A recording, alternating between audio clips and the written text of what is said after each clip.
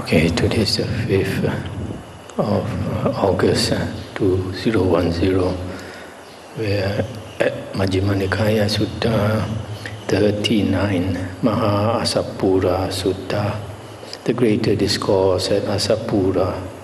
Thus have I heard, on one occasion the Blessed One was living in the Angan country, at a town of the Angans named Assapura. There the Blessed One addressed the monks thus, "Monks, Venerable Sir," they replied. The Blessed One said, "Recluses, recluses, monks, that is how people perceive you. And when you are asked, 'What are you?' you claim that you are recluses. Since that is what you are designated and what you claim to be, you should train thus. We will undertake and practice those things that make one a recluse, that make one a brahmana, so that our designations may be true and our claims genuine, and so that the services of those whose robes, alms, food, resting place, and medicinal requisites we use shall bring them great fruit and benefit, and so that our going forth shall not be in vain, but fruitful and fertile." Stop here for a moment. This word recluses is samana. Originally, the Brahmin caste in Pali is called Brahmana. They were supposed to be the ascetic class, the class of holy men who practice the holy path. And other people, when other people renounce, since they don't belong to the Brahmin caste, they are called samanas. So like our Buddha was called Samana Gotama. So this word, although it's translated here as recluses, it also means monk. And the Brahmana caste originally was supposed to be holy men, but later when they became advisors to the kings, they started to acquire property, wives, slaves, and everything. So later they were known as Brahmins. So Brahmana is used in the sense here as a holy man. We will undertake and practice those things that make one a recluse, that make one a Brahmana. So here the Buddha says, you claim to be monks, you claim to be samanas, and you should live up to your name. You should undertake those practices that make you a recluse. And what monks are the things that make one a recluse, that make one a brahmana? Monks, you should train thus. We will be possessed of shame and fear of wrongdoing. Hiri otapa. Now monks, you may think thus, we are possessed of shame and fear of wrongdoing. That much is enough, that much has been done. The goal of recluseship has been reached. There is nothing more for us to do, and you may rest content with that much.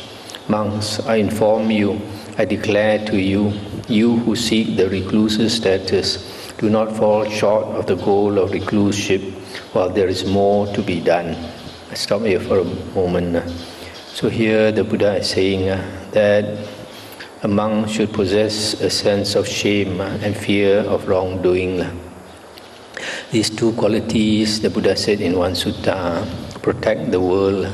If people do not have a sense of shame and fear of wrongdoing, they can do almost anything.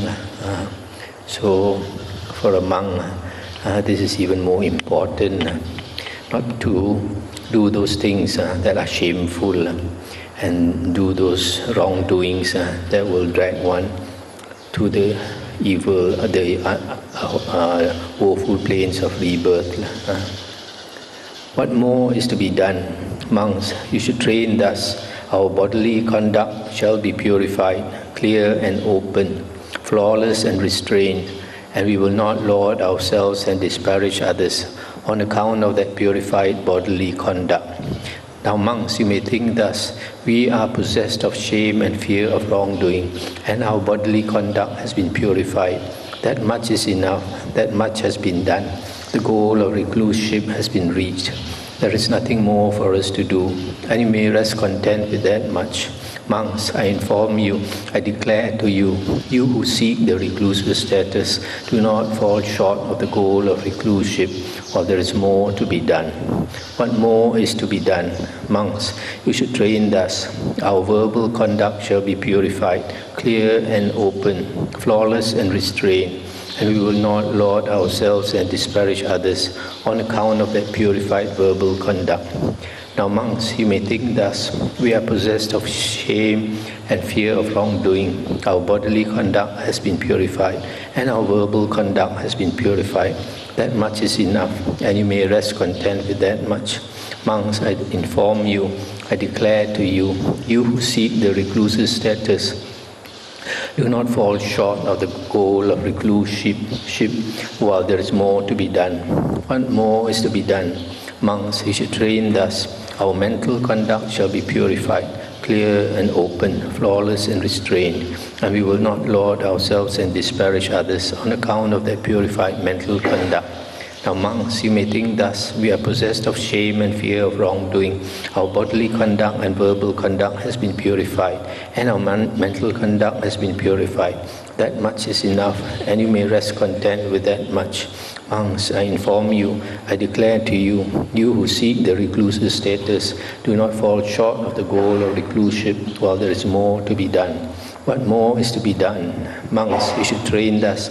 Our livelihood shall be purified, clear and open, flawless and restrained, and we will not laud ourselves and disparage others on account of that purified livelihood. Now, monks, you may think thus: we are possessed of shame and fear of wrongdoing. Our bodily conduct, verbal conduct, and mental conduct have been purified, and our livelihood has been purified. That much is enough, and you may rest content with that much. Monks, I inform you, I declare to you, you who seek the reclusive status, do not fall short of the goal of recluseship, while there is more to be done. I'll stop here for a moment. So after the possessing a sense of shame and fear of wrongdoing, the Buddha here goes into sila, moral conduct. Moral conduct here is in terms of bodily conduct, verbal conduct, and mental conduct, plus livelihood. All these four things should be purified. Basically, body conduct is not to kill, steal, or commit adultery. And verbal conduct is not to lie, not to carry tales to cause quarrels and disharmony, not to speak coarse or foul language, and not to speak gossip. And mental conduct is to have right view, not wrong view. That means believing in karma vipaka, believing that there is planes of rebirth. That means there's a round of rebirths, and believing that there are holy men. And besides that, mental conduct also is not to be covetous, over greedy of others' things, and also not to have ill will, angry all the time. That is mental conduct. And livelihood is to earn livelihood, to sustain oneself in a way as not to harm others. But for a monk, it's a bit more. It's not to speak ill of another monk, speak ill of others, and not to talk about your attainments or hint about your attainments, and not to belittle others. All this is right livelihood for a monk. In the Noble Eightfold Path, the Sila part consists of right speech, right action, and right livelihood. Right speech is the four precepts I just mentioned. Right action is not to kill, not to steal, not to commit adultery. And right livelihood is to get your livelihood in a way that does not harm others. What more is to be done? Monks, you should train thus. We will guard the doors of our sense faculties. On seeing a form with the eye, we will not grasp at its signs and features, since if we left the eye faculty unguarded, evil, unwholesome states of covetousness and grief might invade us. We will practice the way of its restraint. We will guard the eye faculty. We will undertake the restraint of the eye faculty. Similarly, on hearing a sound with the ear, smelling an odor with the nose, tasting a flavor with the tongue, touching a tangible with the body, cognizing a thought or mind object with the mind, we will not grasp its signs and features, since if we left the faculties unguarded, evil, unwholesome states of covetousness and grief might invade us. We will practice the way of their restraint. We will guard the faculties. We will undertake the restraint of the faculties. Now, monks, you may think thus: we are possessed of shame and fear of wrongdoing. Our bodily conduct, verbal conduct, mental conduct, and livelihood have been purified, and we guard the doors of our sense faculties. That much is enough, and you may rest content with that much. Monks, I inform you, I declare to you, you who seek the recluse's status, do not fall short of the goal of recluseship, while there is more to be done.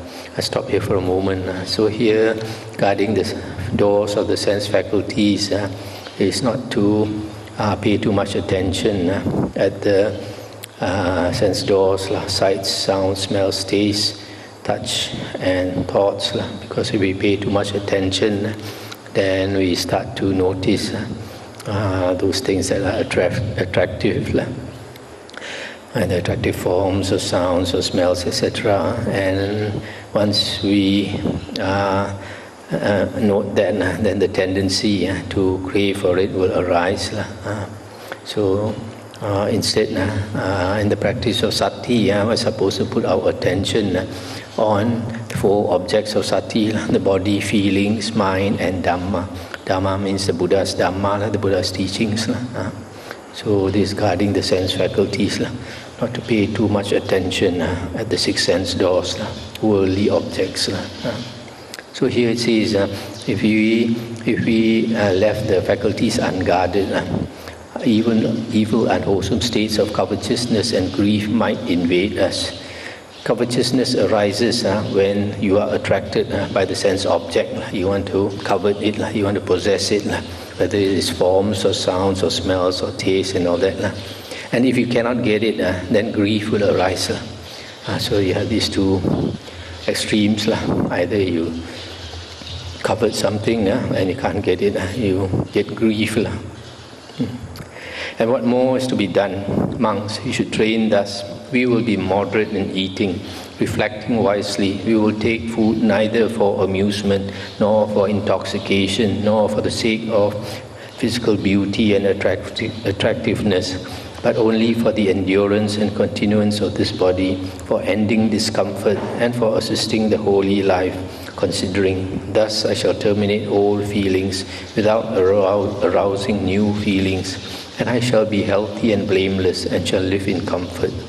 Now, monks, you may think thus: we are possessed of shame and fear of wrongdoing. Our bodily conduct, verbal conduct, mental conduct, and livelihood have been purified. We guard the doors of our sense faculties, and we are moderate in eating. That much is enough, and you may rest content with that much. Monks, I inform you, I declare to you, you who seek the recluse's status, do not fall short of the goal of recluseship, while there is more to be done. Stop here for a moment. So here we come to moderation in eating. Pujanya matanyutta. This moderation in eating,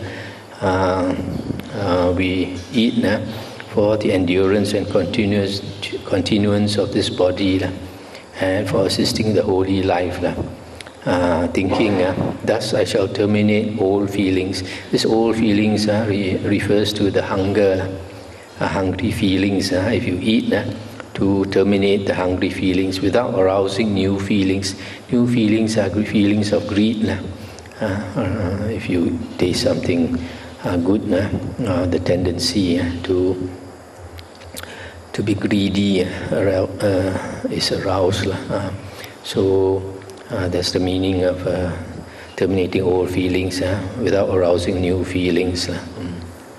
What more is to be done? Monks, you should train thus. We will be devoted to wakefulness, Jagaryanu Yoga. During the day, while walking back and forth and sitting, we will purify our minds of obstructive states. In the first watch of the night, while walking back and forth and sitting, we will purify our minds of obstructive states. In the middle watch of the night, We will lie down on the right side in the lion's pose with one foot overlapping the other, mindful and fully aware, after noting in our minds the time for rising. After rising in the third watch of the night, while walking back and forth and sitting, we will purify our minds of obstructive states. Now monks, you may think thus, we are possessed of shame and fear of wrongdoing. Our bodily conduct, verbal conduct, mental conduct and livelihood have been purified. We guard the doors of our sense faculties. We are moderate in eating and we are devoted to wakefulness. That much is enough, and you may rest content with that much. Monks, I inform you, I declare to you, you who seek the recluse's status, do not fall short of the goal of recluseship, while there is more to be done. Stop here for a moment. So here, devotion to wakefulness, a monk during the day, he walks back and forth and sits and purify the mind of obstructive states. That means a monk is supposed to practice meditation, either sitting or walking meditation throughout the day. So not to put your attention on the 6 sense objects, including thinking. If we talk, then we also think, we also use our mind in the wrong way. So a monk is supposed to only practice meditation throughout the day. The first watch of the night refers to night is the night is from 6 p.m. until 6 a.m. and that is broken into 3 watches of 4 hours each. The first watch is from 6 p.m. until 10 p.m. The middle watch or second watch is from 10 p.m. until 2 a.m. and then the third is from 2 until 6 a.m. So in the middle watch, monk is supposed to take his rest from 10 until 2. In Malaysian time, it would probably be from 11 until 3 because our time is faster by 1 hour compared to Thailand. So in the middle watch, it says here, you lie down also, you're supposed to practice. Here it says mindful and fully aware. Actually the Pali word is Sati Sampajanya. We still practice Sati Sampajanya. Sati is recollecting your meditation object. Now, for example, if you are doing the 32 parts of the body, even you lie down to sleep also, you're supposed to keep awake by chanting the 32 parts of the body. And fully aware means maintain your wakefulness, which is hard to do for a normal mind, which is not strong enough. It's very difficult to maintain your wakefulness throughout the night and the day. But that is the Buddha standard. So here, the Buddha standard you see is only resting for 4 hours in a day, and also to be aware during those 4 hours. And also you note the time 10 p.m. until 2 a.m. Now medical research says that is the time our body and our organs shut off. Our organs tend to shut off. That's the time to take a rest. So there are some people like drug addicts, they stay awake throughout the night. They are stressing the body. And that is not the right time to stay awake. That's the right time to take a rest during the middle watch. So you see here, a monk is supposed to strive to maintain this meditation, this wakefulness throughout the day and throughout the night. What more is to be done? Monks, you should train thus. We will be possessed of recollection and full awareness. We will act in full awareness when going forward and returning. We will act in full awareness when looking ahead and looking away. We will act in full awareness when flexing and extending our limbs. We will act in full awareness when wearing our robes and carrying our outer bowl and robe. We will act in full awareness when eating, drinking, consuming food and tasting. We will act in full awareness when defecating and urinating. We will act in full awareness when walking, standing, sitting, falling asleep, waking up, talking, and keeping silent. Now, monks, you may think thus: we are possessed of shame and fear of wrongdoing. Our bodily conduct, verbal conduct, mental conduct, and livelihood have been purified. We guard the doors of our sense faculties. We are moderate in eating. We are devoted to wakefulness. And we are possessed of mindfulness and full awareness. That much is enough. That much has been done. The goal of recluseship has been reached. There is nothing more for us to do. And you may rest content with that much. Monks, I inform you, I declare to you, you who seek the recluse's status, do not fall short of the goal of recluseship while there is more to be done. I stop here for a moment. So here, although the translation is mindfulness and full awareness, actually Sati Sampajanya, recollection and full awareness, or mindfulness. Whatever we do, we are fully aware. And also, although here it doesn't say so, you're also supposed to maintain your recollection of your meditation object.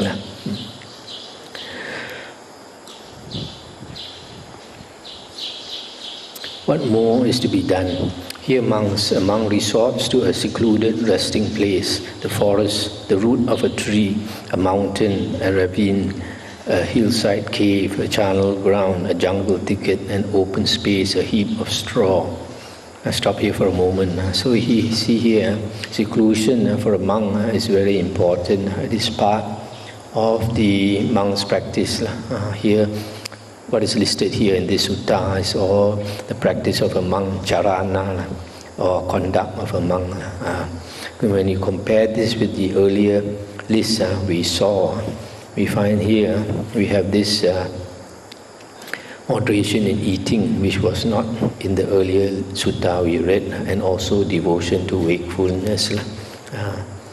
But that was something I mentioned the other day.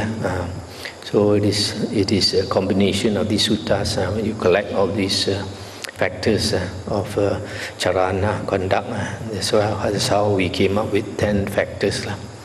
Where somebody like Lady Sayadaw, I think he collected only based on 1 or 2 suttas, he came up with only 7 or 8 factors. So, on returning from his alms round after his meal, he sits down, folding his legs crosswise, setting his body erect, and establishing mindfulness before him. Abandoning covetousness for the world, he abides with the mind free from covetousness. He purifies his mind from covetousness. Abandoning ill will and hatred, he abides with the mind free from ill will, compassionate for the welfare of all living beings. He purifies his mind from ill will and hatred. Abandoning sloth and torpor, he abides free from sloth and torpor, percipient of light, mindful and fully aware. He purifies his mind from sloth and torpor. Abandoning restlessness and remorse, he abides unagitated, with the mind inwardly peaceful. He purifies his mind from restlessness and remorse. Abandoning doubt, he abides having gone beyond doubt, unperplexed about wholesome states. He purifies his mind from doubt. Stop here for a moment. So here is a description of the abandonment of the hindrances. As I mentioned before, when you look abandoning sloth and torpor, he abides free from sloth and torpor, percipient of light. So light wells up from within him when he abandons sloth and torpor. Monks, suppose a man were to take a loan and undertake business, and his business were to succeed so that he could repay all the money of the old loan, and there would remain enough extra to maintain a wife. Then, on considering this, he would be glad and full of joy. Or suppose a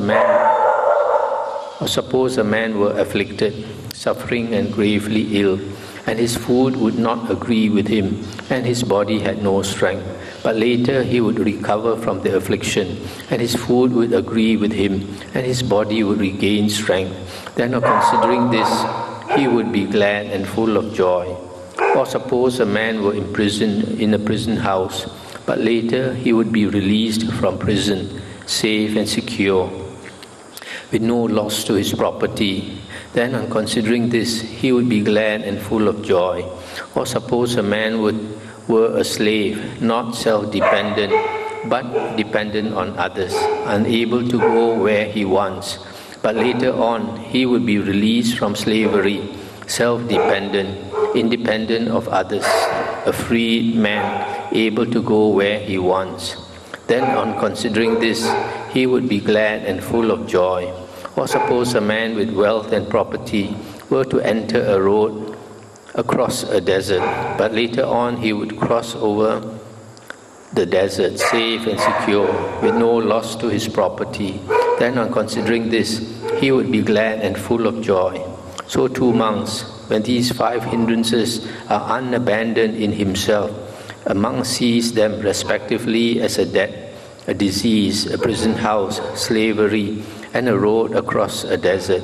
But when these 5 hindrances have been abandoned in himself, he sees that as freedom from debt, healthiness, release from prison, freedom from slavery, and a land of safety.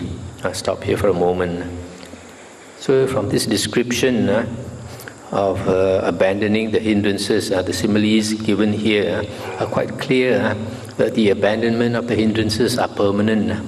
It's not like what some people say, that you only abandon the hindrances when you are in jhana. But when you come out of jhana, they come back. But here you see the description is like is freed from that. Free from that means he's permanently free from that. It's not just for 5 minutes. He's free from that. He's healthy, no more sick. He's released from prison. He's released from slavery. Has crossed to the land of safety. All this indicates that this abandonment of the hindrances quite permanent. Although, of course, you could say that if a person is free from that, later he can still get into debt. Or he's released from prison, later he can be still put into prison. But it's not likely. Having abandoned these 5 hindrances, imperfections of the mind that weaken wisdom, quite secluded from sensual pleasures, secluded from unwholesome states, he enters upon and abides in the first jhana, which is accompanied by applied and sustained thought. With delight and pleasure born of seclusion, he makes the rapture and pleasure born of seclusion drench, steep, fill and pervade this body, so that there is no part of his whole body unpervaded by the delight and pleasure born of seclusion. Just as a skilled bathman or a bathman's apprentice heaps bath powder in a metal basin and sprinkling it gradually with water, kneads it until the moisture wets his ball of bath powder, soaks it and pervades it inside and out, yet the ball itself does not ooze. So too, a monk makes the delight and pleasure born of seclusion drench, steep, fill and pervade this body, so that there is no part of this whole body unpervaded by the delight and pleasure born of seclusion. Stop here for a moment. Here this description is quite important and quite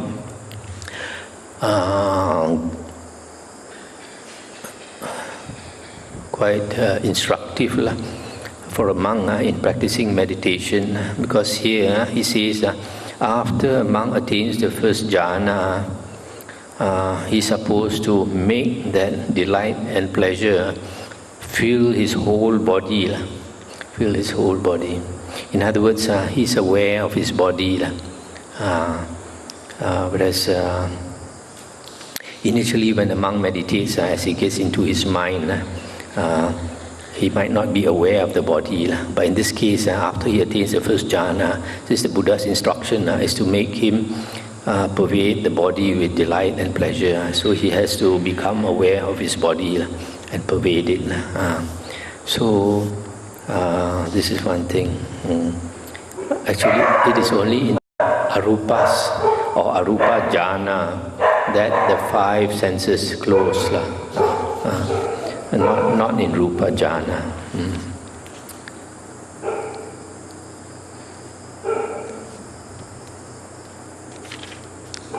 Again, monks, with the stilling of applied and sustained thought, a monk enters upon and abides in the second jhana, which has self-confidence and singleness of mind, without applied and sustained thought. With delight and pleasure born of concentration, he makes the delight and pleasure born of concentration drench, steep, fill and pervade this body, so that there is no part of his whole body unpervaded by the delight and pleasure born of concentration, just as though there were a lake whose waters welled up from below, and it had no inflow from east, west, north, or south, and would not be replenished from time to time by showers of rain. Then the cool fount of water welling up in the lake would make the cool water drench, steep, fill and pervade the lake, so that there is no part of the whole lake unpervaded by cool water. So too a monk makes the delight and pleasure born of concentration drench, steep, fill and pervade this body, so that there is no part of his whole body unpervaded by the delight and pleasure born of concentration. Stop here for a moment. So here again, this simile shows that the monk is supposed to use his will so that this piti and sukha will pervade the body. In the first jhana, he has to make more effort, just like the man has got to knead the ball of soap, bath powder, knead with his hand and make it pervade, the moisture pervade the bath powder. So in the same way, this monk has to make more effort in the first jhana. But in the second jhana, although he still uses his will, but it would seem from the simile that it is easier, because just like the water, the cool water rises up from the bottom, wells up from below. So in the same way, his delight and pleasure wells up from below him and pervade the body. But still you notice that he has to use the will.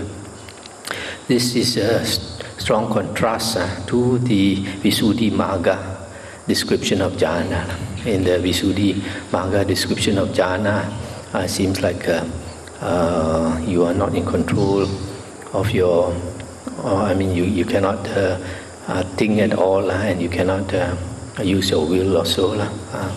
So you have to be very careful. Sometimes if you don't investigate the suttas enough, you don't see the contradiction between the suttas and later books like the Visuddhimagga. Again, monks, with the fading away as well of delight, a monk abides in equanimity, mindful and fully aware, still feeling pleasure with the body. He enters upon and abides in the third jhana, on account of which noble ones, Aryans, announce, he has a pleasant abiding who has equanimity and is mindful. He makes the pleasure divested of delight drench, steep, fill and pervade this body, so that there is no part of his whole body unpervaded by the pleasure divested of delight. Just as in a pond of blue or red or white lotuses, some lotuses that are born and grow in the water thrive immersed in the water without rising out of it, and cool water drenches, steeps, fills and pervades them to their tips and their roots, so that there is no part of all those lotuses unpervaded by cool water. So too a monk makes the pleasure divested of delight drench, steep, fill and pervade this body, so that there is no part of his whole body unpervaded by the pleasure divested of delight.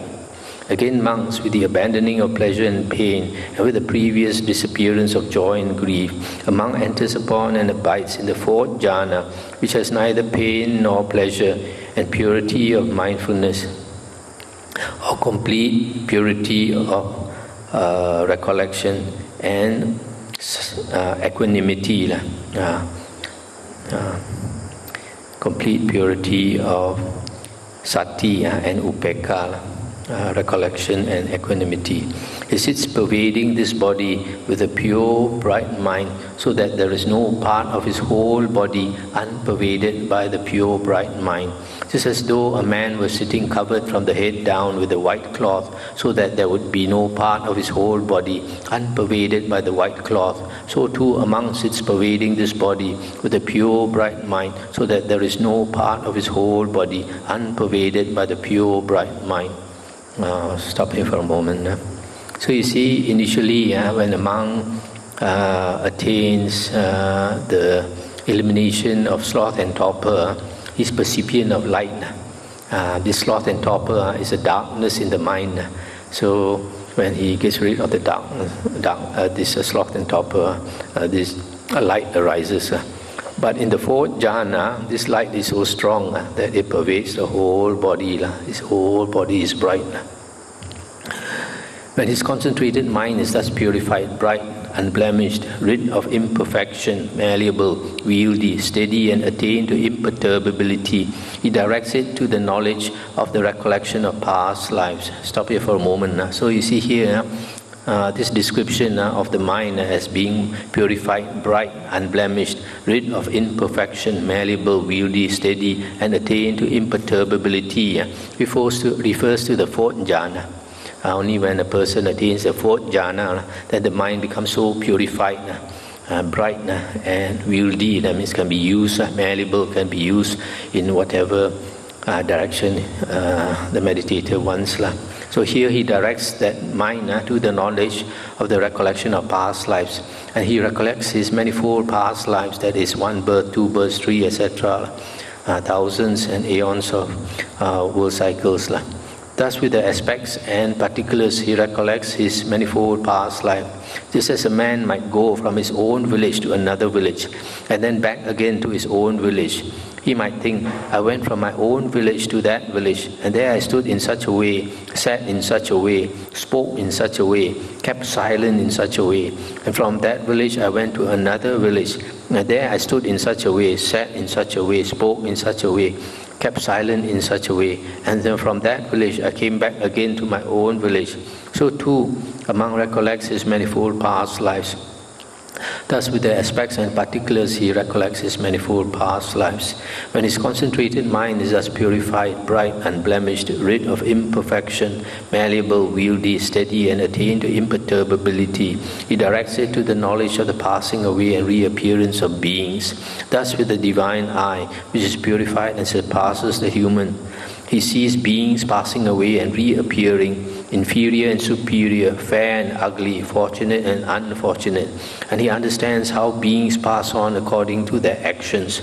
Just as though there were 2 houses with doors, and a man with good sight standing there between them saw people entering the houses and coming out and passing to and fro. So too, with the divine eye, which is purified and surpasses the human, a monk sees beings passing away and reappearing, and he understands how beings pass on according to their actions or karma. When his concentrated mind is thus purified, bright, unblemished, rid of imperfection, malleable, wieldy, steady, and attained to imperturbability, he directs it to the knowledge of the destruction of the attains. He understands as it actually is. This is suffering, this is the origin of suffering, this is cessation of suffering, this is the way leading to the cessation of suffering. These are taints, this is the origin of the taints, this is the cessation of the taints, this is the way leading to the cessation of the taints. When he knows and sees thus, his mind is liberated from the taint of sensual desire, from the taint of being, and from the taint of ignorance. When it is liberated, there comes the knowledge, it is liberated. He understands, birth is destroyed, the holy life has been lived. What had to be done has been done. There is no more coming to any state of being. Just as if there were a lake in a mountain recess, clear, limpid, and undisturbed, so that a man with good sight, standing on the bank, could see shells, gravels, and pebbles, and also shoals of fish swimming about and resting. He might think, there is this lake, clear, limpid, and undisturbed, and there are these shells, gravels, and pebbles, and also these shoals of fish swimming about and resting. So too a monk understands that this actually is, this is suffering, this is the origin of suffering, etc.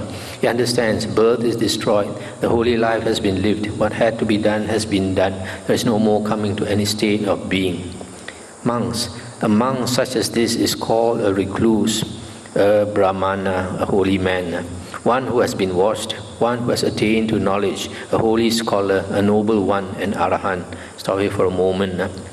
Here, a monk has finished his work. He is really a samana, a recluse, a brahmana, holy man, one who has been washed. In the Indian tradition, when a disciple finishes the training, then he undergoes a ceremonial bath. So he is bathed. That's why here he says one who has been washed. That means he has completed his training of the holy life. One who has attained to knowledge. A holy scholar. Holy scholar is one who has the holy knowledge. The holy knowledges. A noble one, an arahant. And how is a monk a recluse? He has quieted down evil, unwholesome states that defile, bring renewal of being, give trouble, ripen in suffering, and lead to future birth, aging, and death. That is how a monk is a recluse. And how is a monk a brahmana? He has expelled evil, unwholesome states that defile, and defile and lead to future birth, aging, and death. That is how a monk is a brahmana. And how is a monk one who has been washed? He has washed off evil, unwholesome states that defile and lead to future birth, aging, and death. That is how a monk is one who has been washed. And how is a monk one who has attained to knowledge?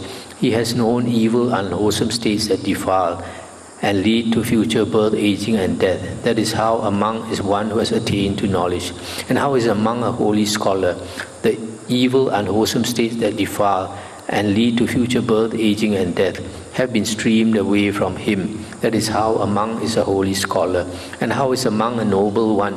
Evil, unwholesome states that defile and lead to future birth, aging, and death are far away from him. That is how a monk is a noble one. And how is a monk an arahant? Evil, unwholesome states that defile, bring renewal of being, give trouble, ripen in suffering, and lead to future birth, aging, and death are far away from him. That is how a monk is an arahant. That is what the Blessed One said. The monks were satisfied and delighted in the Blessed One's words. That's the end of the sutta. So here the Buddha is giving the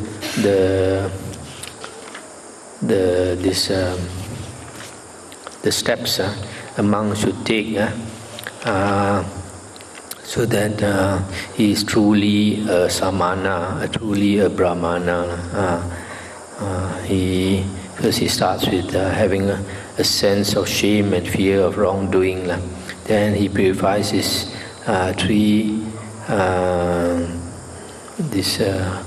these three conducts: body, verbal, and mental conduct, and livelihood. And then he guards his sense faculties, moderate in eating, devoted to wakefulness, possessed of recollection and full awareness. And then he goes to a secluded place and meditates, and there he abandons the hindrances and attains the 4 jhanas. And after attaining the 4 jhanas, when the mind is purified, bright, unblemished, rid of imperfection, malleable, then he directs it to the various knowledges and becomes enlightened and completes all the practice of a monk. Then he's truly a monk, arahant.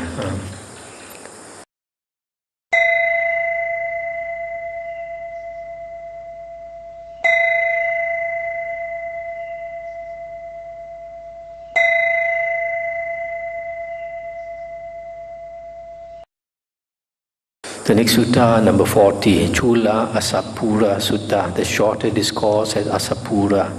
Thus have I heard. On one occasion, the Blessed One was living in the Angan country at a town of the Angans named Assapura. There the Blessed One addressed the monks thus: "Monks, Venerable Sir," they replied. The Blessed One said, Recluses, monks, that is how people perceive you. And when you are asked, what are you? You claim that you are recluses. Since that is what you are designated and what you claim to be, you should train thus. We will practice the way proper to the recluse, so that our designations may be true and our claims genuine, and so that the services of those whose robes, alms, food, resting place, and medicinal requisites we use shall bring them great fruit and benefit. and so that our going forth shall not be in vain, but fruitful and fertile. How monks does a monk not practice the way proper to the recluse? For so long as a monk who is covetous has not abandoned covetousness, who has a mind of ill will and has not abandoned ill will, who is angry has not abandoned anger, who is revengeful has not abandoned revenge, who is contemptuous has not abandoned contempt, who is domineering has not abandoned his domineering attitude, who is envious has not abandoned envy, who is avaricious has not abandoned avarice, who is fraudulent has not abandoned fraud, who is deceitful has not abandoned deceit, who has evil wishes has not abandoned evil wishes, who has wrong view has not abandoned wrong view. For so long he does not practice the way proper to the recluse, I say, because of his failure to abandon these stains of the recluse, these faults of the recluse, these drags for the recluse, which are grounds of rebirth in a state of deprivation, and whose results are to be experienced in an unhappy destination. Suppose the weapon called a mataja, well whetted on both edges, were enclosed and encased in a patchwork sheath. I say that such a monk's going forth is comparable to that. I stop here for a moment. So here the Buddha is saying, if a monk possesses all these stains, covetous, has ill will, anger, revenge, contempt, domineering attitude, envy, avarice, fraud, deceit, evil wishes and wrong view, then it is like this mataja is like our parang, machete. So if this weapon, which is sharp on both edges, is enclosed in a patchwork sheath. Patchwork sheath, I guess, is like a piece of cloth. If such a sharp weapon, you enclose it with this like cotton cloth, then you will easily cut that patchwork sheath, that cloth. So the simile means that these unwholesome stains of a monk will just cut away the monkhood of the holy life. So if he cuts away his monkhood, then he is not really a monk, although he wears the robe. I do not say that the recluse's status comes about in a patchwork cloak wearer through the mere wearing of the patchwork cloak, nor in a naked ascetic through mere nakedness, nor in a dweller in dust and dirt through mere dust and dirt, nor in a washer in water through mere washing in water, nor in a tree root dweller through mere dwelling at the root of a tree, nor in an open air dweller through mere dwelling in the open air, nor in a practitioner of continuous standing through mere continuous standing, nor in a taker of food at stated intervals through mere taking of food at stated intervals, nor in a reciter of incantations through mere recitation of incantations, nor do I say that the recluse's status comes about in a matted hair ascetic through mere wearing of the hair matted. Monks, if through the mere wearing of the patchwork cloak, a patchwork cloak wearer who was covetous, abandoned covetousness, who had a mind of ill will, abandoned ill will, who had wrong view, abandoned wrong view, etc., then his friends and companions, his kinsmen and relatives, would make him a patchwork cloak wearer as soon as he was born, and have him undertake the patchwork cloak wearing thus. Come, my dear, be a patchwork cloak wearer, so that as a patchwork cloak wearer, when you are covetous, you will abandon covetousness. When you have a mind of ill will, you will abandon ill will, etc. But I see here a patchwork cloak wearer who is covetous, who has a mind of ill will, who has wrong view, etc. And that is why I do not say that the recluse's status comes about in a patchwork cloak wearer through the mere wearing of the patchwork cloak. If through nakedness, a naked ascetic who was covetous abandoned covetousness, if through mere dust and dirt, through mere washing in water, mere dwelling at the root of a tree, etc.,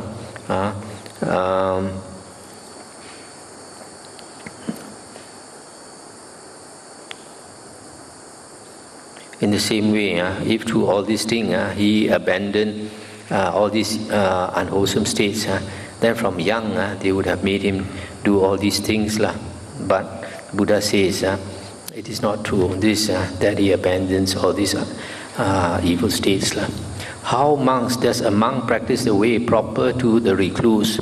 When any monk who was covetous has abandoned covetousness, who had a mind of ill will had abandoned ill will, who was angry had abandoned anger, who was revengeful had abandoned revenge, who was contemptuous had abandoned contempt, who was domineering had abandoned his domineering attitude, who was envious had abandoned envy, who was avaricious had abandoned avarice, who was fraudulent has abandoned fraud, who was deceitful has abandoned deceit, who has evil wishes had abandoned evil wishes, who had wrong view had abandoned wrong view. Then he practices the way proper to the recluse, I say, because of his abandoning these stains for the recluse, these faults for the recluse, these drags for the recluse, which are grounds for rebirth in a state of deprivation, and whose results are to be experienced in an unhappy destination. Stop here for a moment. So here the Buddha says, if a monk abandons these unwholesome states, these stains of the holy life, then he is practicing the proper way of a recluse, just by abandoning these unwholesome states, because these unwholesome states lead to rebirth in a woeful plane of existence. You all have heard me mention before about one of our devotees who had an auntie whose anger was very great, who had a very nasty temper, and his character was very bad,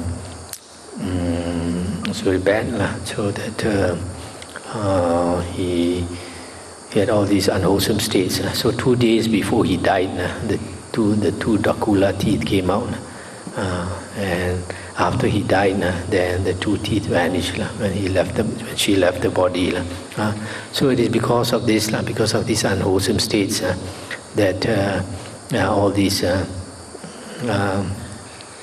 evil conditions appear.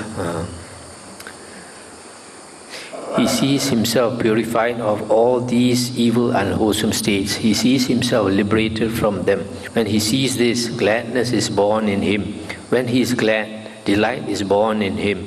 In one who is delighted, the body becomes tranquil. One whose body is tranquil feels pleasure. In one who feels pleasure, the mind becomes concentrated. He abides pervading 1/4 with the mind imbued with loving kindness.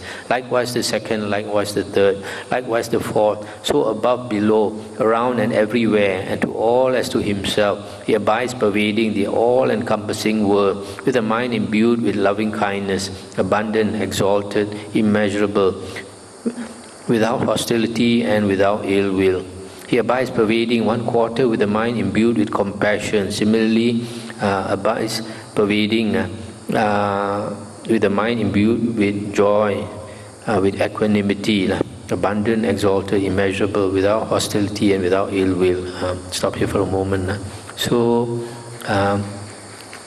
this last part, I see that when a monk purifies himself of the unwholesome states, then gladness is born in him. When we progress in the spiritual path, and we get rid of our unwholesome states, and we cultivate wholesome states, then as we progress, we are glad, and from gladness, delight is born. From delight, the body becomes tranquil, and then he feels pleasure or happy, and from there the mind becomes concentrated. Unhappy mind can never become concentrated. So when we practice the holy path, we have to become happy. You see some people, they meditate, they're supposed to see suffering, and they become, they themselves have a lot of suffering. So they have a lot of suffering, then the mind cannot become concentrated. Whereas in some other sutta, it is mentioned that somebody praised the Buddha and the Buddha's disciples. He said, compared to the external ascetics, the Buddha's disciples always look very happy, very delighted. So that is the condition to attain concentration. We must be happy. Then after the mind becomes concentrated, here the monk practices the Brahma Viharas, loving kindness, metta, and then karuna is compassion, and then mudita is joy, and upekkha is equanimity.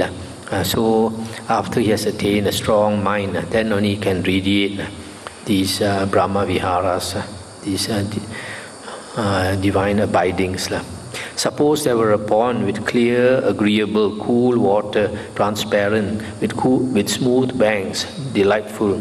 If a man, scorched and exhausted by hot weather, weary, parched and thirsty, came from the east, or from the west, or from the north, or from the south, or from where you will, having come upon the pond, he would quench his thirst and his hot weather fever. So too, monks, if anyone from a clan of nobles goes forth from the home life into homelessness, and after encountering the Dhammavuddho proclaimed by the Tathagata, develops loving kindness, compassion, joy and equanimity, and thereby gains internal peace, then because of that internal peace, he practices the way proper to the recluse, I say. And if anyone from a clan of Brahmins goes forth, from the clan of merchants, from a clan of workers goes forth, and after encountering the Dhammavuddho proclaimed by the Tathagata, develops loving kindness, compassion, appreciative joy, and equanimity, and thereby gains internal peace, then because of that internal peace, he practices the way proper to the recluse, I say.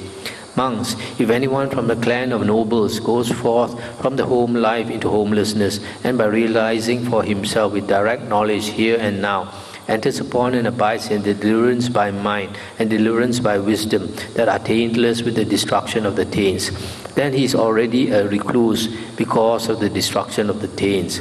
And if anyone from the clan of Brahmins or merchants or workers goes forth from the home life into homelessness, and by realizing for himself with direct knowledge here and now, enters upon and abides in the deliverance by mind and deliverance by wisdom that are taintless with the destruction of the taints, then he is already a recluse because of the destruction of the taints. That is what the Blessed One said. The monks were satisfied and delighted in the Blessed One's words. That's the end of the sutta. So here the Buddha says, monk, if he practice properly, he should abandon all these unwholesome states like covetousness, ill will, anger, revenge, contempt, domineering attitude, envy, avarice, fraud, deceit, evil wishes, wrong view, etc. So when he abandons these, then he's truly a recluse. Then after that, after he's abandoned these states, then he's happy. And from happiness, his mind becomes concentrated when he practices meditation, and then he can attain the divine abidings, the 4 divine abidings. Then the Buddha says, from there he can also attain liberation and become an arahant. Then he is truly a recluse. I think for tonight, that's all we have time for. Anything to discuss?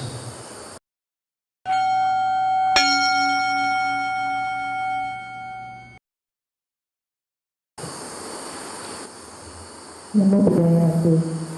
Regarding this for Brahma Vihara, some books say that by the 4 Brahma Vihara alone, one cannot attain liberation, if I'm not mistaken. Because some say that the metta completely to third jhana only. This statement that the Brahma Viharas can lead you only to the 3rd or 4th jhana comes from the Visuddhi Magga. In the suttas, these Brahma Viharas can bring you to the arupas, arupa jhanas. But by themselves, I don't think you can attain enlightenment. You need the knowledge of the Dhamma. When you contemplate the Dhamma, that is Sati. Because Sati means contemplation of the 4 objects of Sati, body, feelings, mind, and Dhamma. And out of these 4 objects, the most important is Dhamma, the Buddha's teachings. Because in one sutta, the Buddha says there are 5 occasions for liberation. There are only 5 times a monk becomes liberated, or a monk becomes liberated only in 5 ways. One, when he is listening to the Dhamma. Secondly, when he is teaching the Dhamma. Thirdly, when he is repeating the Dhamma. Fourthly, when he is reflecting on the Dhamma. And only the 5th during meditation. So you see, out of these 5 occasions, 4 of them have to do with the Dhamma. So you don't, generally you don't become enlightened just by contemplating your feelings or your thoughts. But it is actually the Dhamma. Even if you contemplate your feelings and your thoughts, but you see Dhamma there, then only you become enlightened. In other words, your foundation of Dhamma, the foundation of the Buddha's suttas are extremely important. For example, the other day I was telling Majjhima about this Bhattacharya, the lady nun. She became a nun after her 2 children died, her 2 sons died, the husband died. And then when she went home, she found that the brother also died, the parents also died. So, because all this happened in such a short time, she was so grief-stricken, she became mad.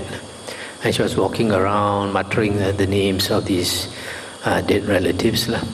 And because she was not aware of her condition, of herself, of her body, her clothes fell off and she was naked, so she didn't know. So then one day she came to the Buddha, and the Buddha healed her, and then after that she became a nun. And then after she became a nun, she practiced many years, attained the jhanas and all that, and learned the Dhamma. Then one day when she came back from Pindapata, alms round, she washed her feet. You know, when we go on alms round, we come back, our feet are dirty. But before you enter the kuti or the hall or whatever, you have to wash your feet. So she took some water and splashed on her feet. She saw the water running a little distance and sank into the ground. And then something struck her. And then she took some more water and splashed on her feet again, and saw the water go a bit further and go sink into the ground. The 3rd time she did, the water went further and sank into the ground. Then she saw, just like her own relatives, there are some people in life, they come a short distance in life and they die, just like her children. And some people go a little bit longer way and die in the middle age. And some people go a longer distance and die in their old age. And then from this she saw suffering, and because of all the Dhamma she had learned, and because of her mind being so clear, she just reflected on this and became an Arahant.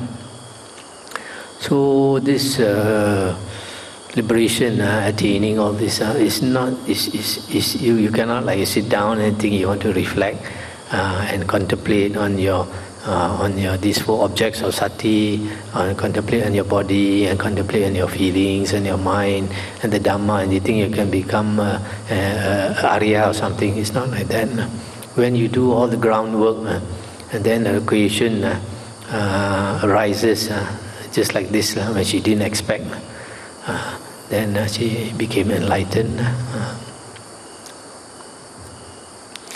So the groundwork is very important. Just like in the sutta we heard, the reason why the chicks are not hatched from the eggs is because the mother hen didn't sit long enough.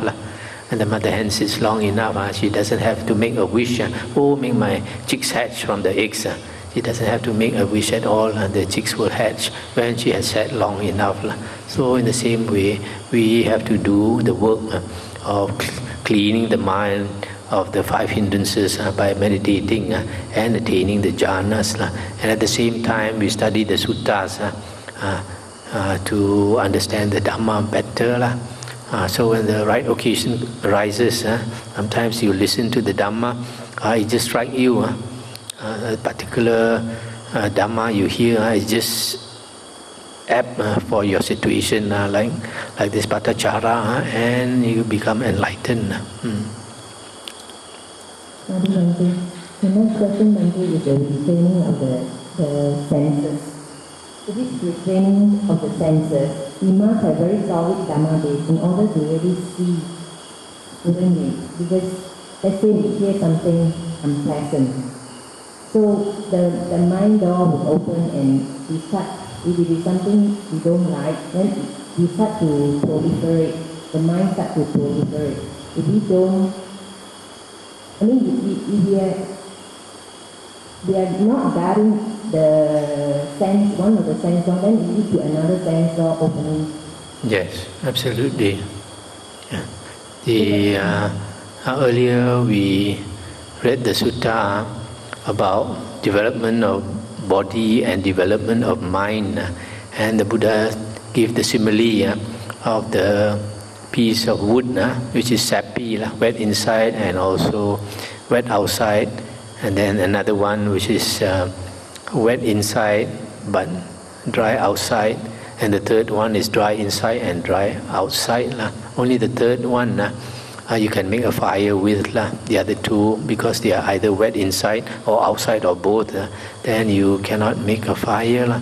So in the same way, when a person understands the Dhamma and understands the Dhamma very well, that means you have to study, take a lot of effort to study, then you know the consequences of evil and wholesome states. When you know very well the consequences of evil and wholesome states, then you bodily you refrain from, for example, engaging in sensual pleasures, having sensual desires, bodily and mentally withdrawn also. If any thought of sensual desire arises in the mind, because you understand that it is unwholesome, immediately you stop it, you abandon it. You can even do that even before you attain the jhanas, if you understand the Dhamma properly. But after a person attains the jhanas, especially the fourth jhana, then even the tendency, the insight is rooted out. In that case, he's like the third type of wood, outside dry and inside also dry. Whereas a normal person, if he has not attained the four jhanas, he may understand the Dhamma well, but because the tendency has not been rooted out from him, he may also, at a moment of weakness, he might also succumb to this sensual desire. That's why there are some monks who practice meditation for many years, especially monks who practice vipassana meditation. They see very clearly, they understand very clearly, but because the mind is not strong enough, many of them disrobe because of this sensual desire. They fall prey to a woman. Many of them are caught by a woman. I know a monk after 40 years in robes also, practicing vipassana and teaching vipassana, also disrobed because of a woman. I know an old monk also, 70 years old, teaching vipassana, also disrobed because of a woman. So, in theory, it's all very good. You see very clearly, you're mindful, you know, you understand. But the tendency inside is not, just like the Buddha says, the piece of wood, inside is still wet. Outside it may be dry, but it won't start a fire. So Bhante, in this case, whenever, let's say, we have impingement of the sense object or whatever from outside, we have to start contemplating on the Dhamma in order to guard our sense of. This is not easy to cut away immediately. So, to me, I would think that most of the time we argue with each other, let go. Why should I let go? And then we start going back to the Dhamma and teaching ourselves Dhamma mentally. If the mind is not strong, it's very hard to maintain the mindfulness. In a moment of weakness, the mindfulness is lost. In theory, yes, but in practice, so you need a strong mind. Otherwise, very difficult. On page 38 here, we find an introduction. Which page? I understand on this paragraph. See, the methods of meditation taught by the Buddha in the Pali Canon fall in two broad systems. What page? One of the development. What page? Page 38. Okay.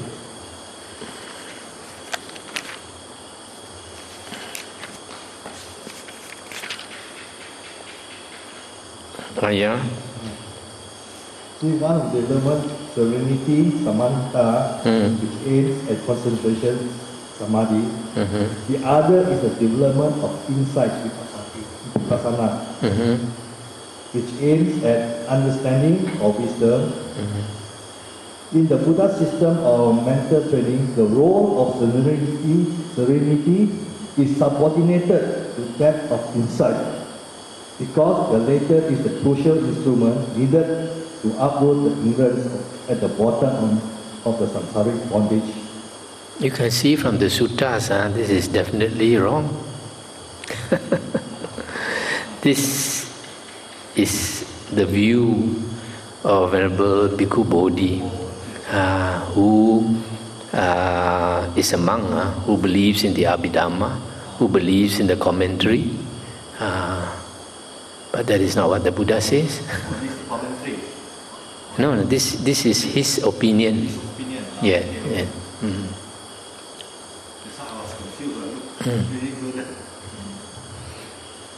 Remember, I always quote the Digha Nikaya Sutta number 29, Pasadika Sutta, where the Buddha said that if any person thinks that the Buddha's teaching is not complete, the Buddha says he does not understand the Dhamma. I'm just a bit curious about something like probably when you attain enlightenment, probably we don't say out. But just wondering, like the nun who attained the enlightenment by pouring the water, actually what he actually say out to people, like how he attained, right? So this is the meaning, the meaning is like she shouldn't say she enlightened, right? No, normally the monks and the nuns during the Buddha's time, when they are enlightened, they will go and tell the Buddha, but they don't say, I have become enlightened. They say generally, say like the Buddha has been venerated. They have paid veneration to the Buddha. They have, so they hint that they have finished their work. That they can do. They cannot directly say that they.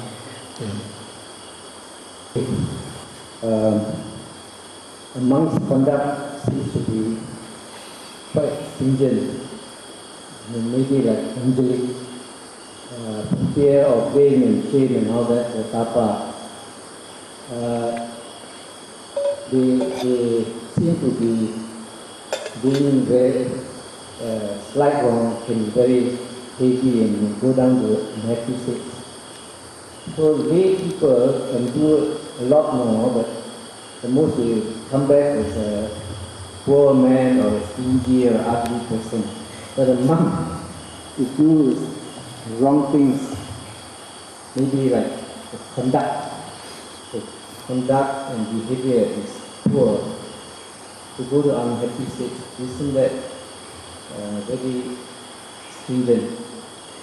Not actually, because this hiri ottappa, having a sense of shame and fear of wrongdoing, is equally applicable to lay people. The Buddha said in the suttas that if lay people did not have this hiri ottappa, sense of shame and fear of wrongdoing, then they will be engaging in incest.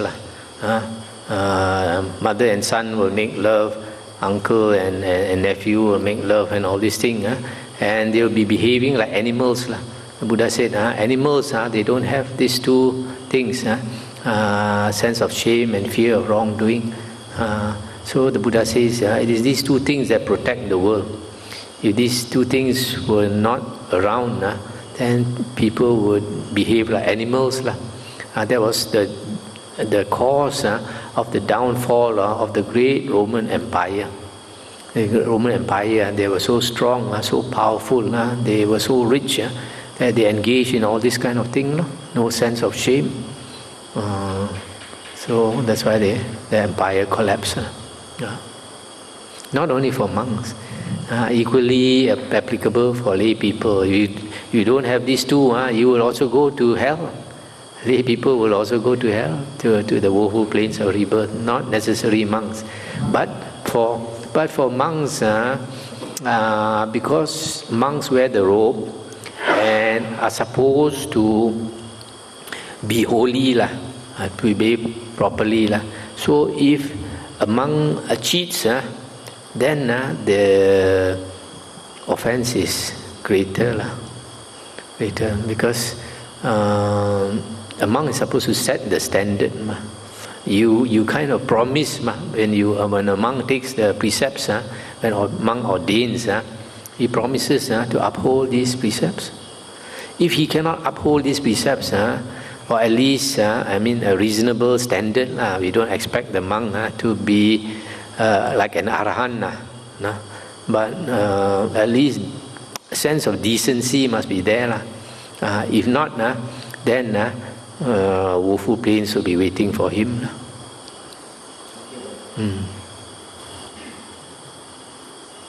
Okay, shall we stop here?